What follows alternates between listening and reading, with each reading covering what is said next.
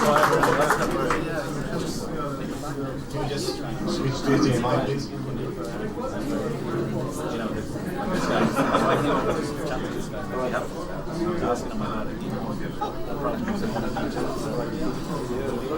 Hello everyone. I'm going to start by, first of all,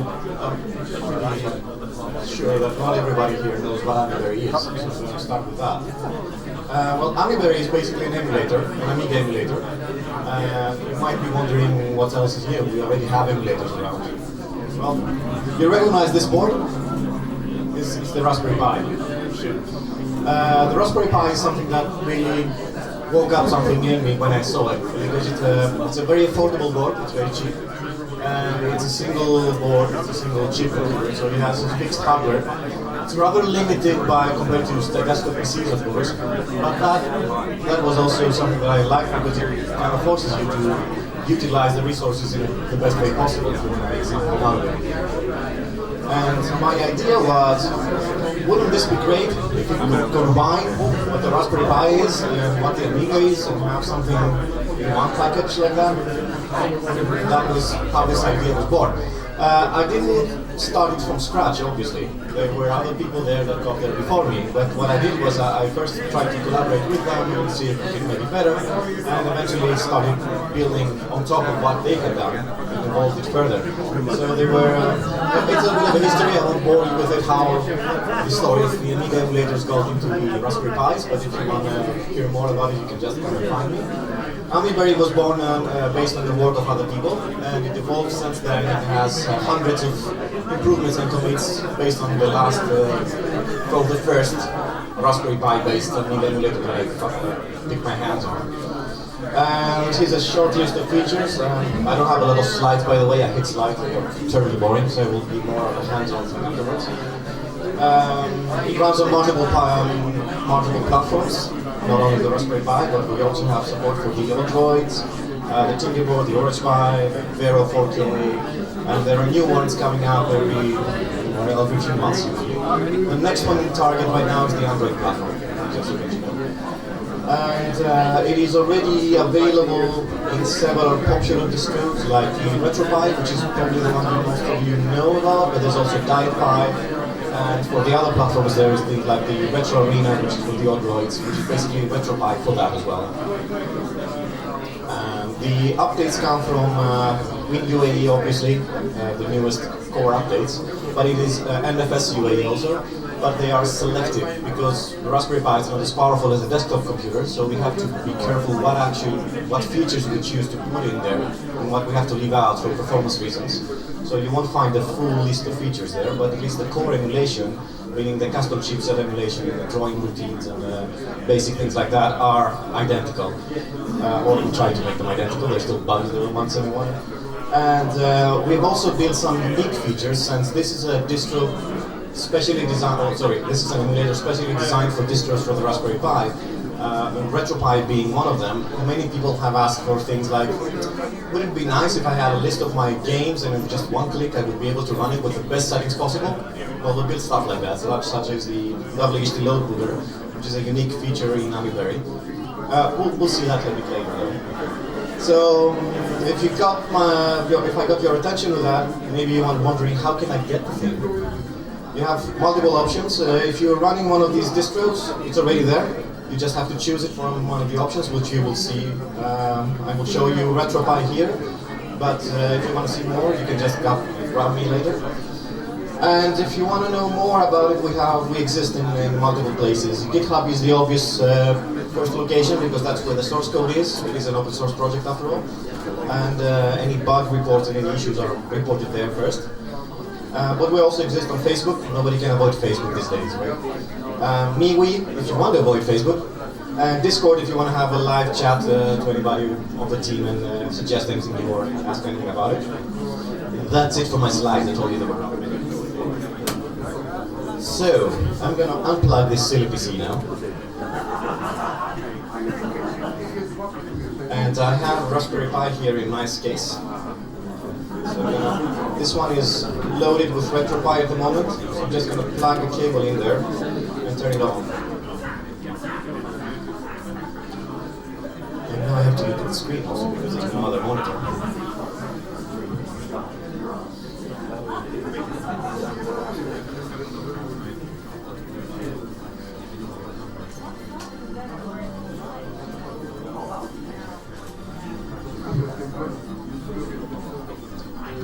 Takes too long.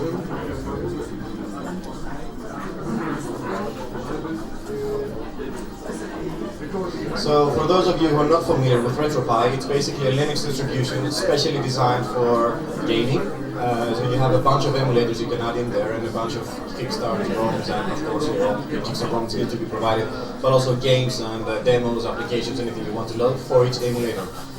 What I have preloaded here is obviously the Amiga emulator. So if I select that, you will get a list of what I have there. The first option in the menu is to start AmiBerry. That will just start it up without any pre-configured configuration. So we can just do that first, so you get an idea. That will just bring us back up to the GUI that we have, the configuration GUI that you get when you start it up, which is this. You can navigate through the GUI using the controller if you don't have a keyboard or a mouse attached to it. And this is the latest version. We just released this stable version a few days ago.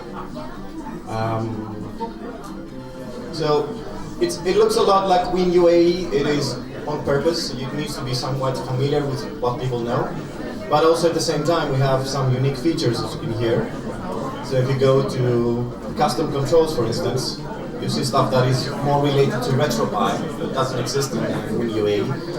For instance, you can see here that we have the input device detected and it has a little R icon next to that. That means that it comes from RetroPie's configuration. So my controller here is already configured in RetroPie with what each button will do, and AmiBerry will use the same exact configuration for that. So I have some configurations here that I have prepared before. This one is a normal Amiga 4000 environment running 3. This is actually the one that came with Amiga Forever. So I can just fire that up. And now we'll need to connect the mouse.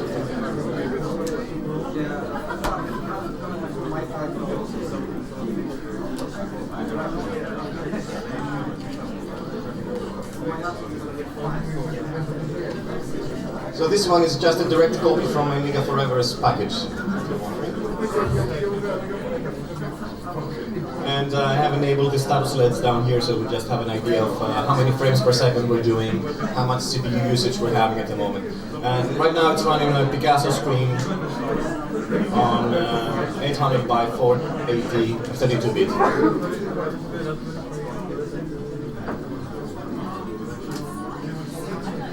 Nothing new if you've seen an emulator, it just works. And if we hit F12, we just launch back into the GUI and we can change anything we want here. Or if we hit quit, we will be thrown back to RetroPie's GUI here. Where it gets interesting is, what I wanted to show you next, is the WHT booter as a feature. All the installations that I have below that, like demos and games, which have been, well, let's see. Maybe we can pick something classic like Turrican. Do people like Turrican here? Yeah! So all of these are basically WHT load installations. They are fully featured. All the slave is there, the actual disks are there. Which means that thing has a few benefits. First of all, you don't have to wait for the time for the ADF to load.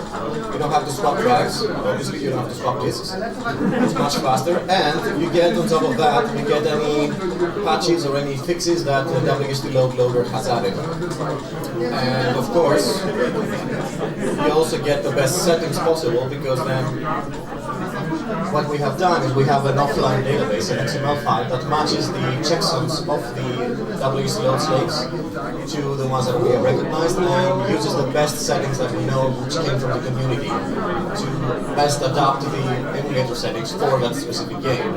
So when you launch it here, you just launch the emulator directly with that game as a parameter.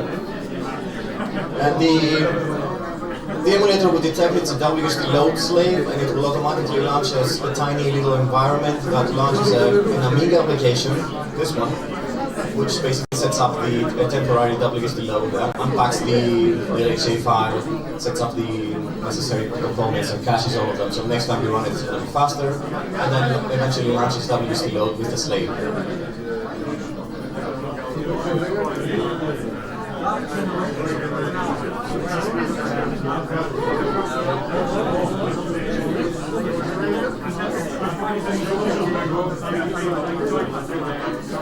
This takes a few extra seconds the first time you do it. It has to extract the files, and it does it within the emulation, so that it's a real Amiga. And then the game starts up. And we have sound.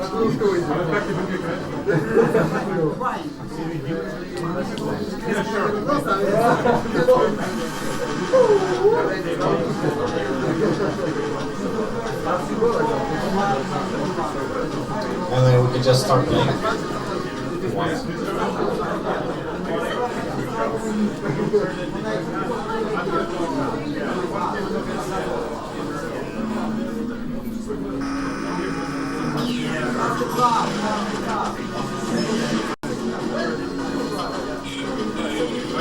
Anybody who's better than Turrican than me, you can just come up here and play.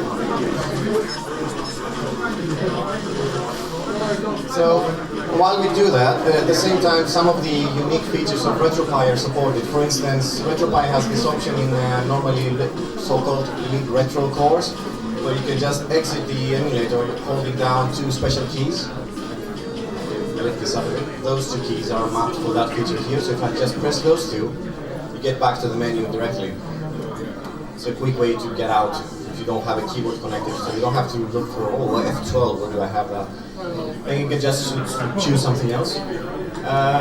Obviously, demos and games are there. Anything that is WSD load, that has a WSD load slave is available, but of course, you're not restricted to WSD load. It's just one of the unique features we've added. You can still just load normal ADFs, HDFs, even the RP9 format from Amiga Forever is supported.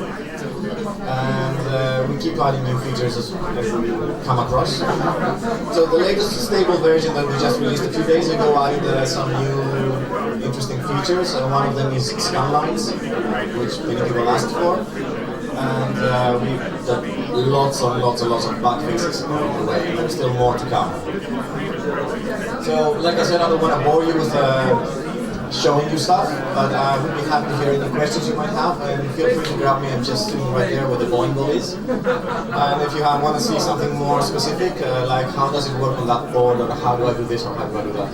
By the way, one question you may have had is how do I get it installed in RetroPie, so that might be something worth looking at. So if you want to if you just have a normal RetroPie installation and you want to install AmiBerry, what you would do would be go to RetroPie, find RetroPie setup, where you have all the packages you installed anyway. And you go to Manage Packages, go to Optional Packages, and then you will find AmiBerry here. Just select that, and you have the option to update it from binary. This is only available on the Raspberry Pi. They don't have a binary version for the other platforms, they only build it from source. Or update from source. Update from source will basically fetch you the latest sources from GitHub and build it locally on your machine at the same time. It will be a bit slower, but you always get the latest version that way. The update for binary does not get you, at the moment, does not get you the latest version yet, because the RetroPie team maintain their own version of the binaries, and there are a few versions behind usually. So if you want to have the cutting edge version, use update from source. So I don't have anything else unless you want to ask something. And, I have a quick question. Yes? Yeah, maybe you answered this and I wasn't listening. Why are you using a SNES Classic instead of a Pi? It is a Raspberry Pi inside. Oh. It's just a little In a case. SNES Classic looking case, It is actually okay. a Raspberry Pi inside, and this is also functional. You can push it up and you have your SD cards in here. Oh. So no, appearances can be deceiving. Sorry. Do you have any other questions? Save states. Yes, save states work. It's a bit tricky if you have a hard disk and you want to have a save state. But otherwise, we're using WSD load stuff is using a hard disk basically, but ADFs are used, they work perfectly. There's no problem with that. Yes?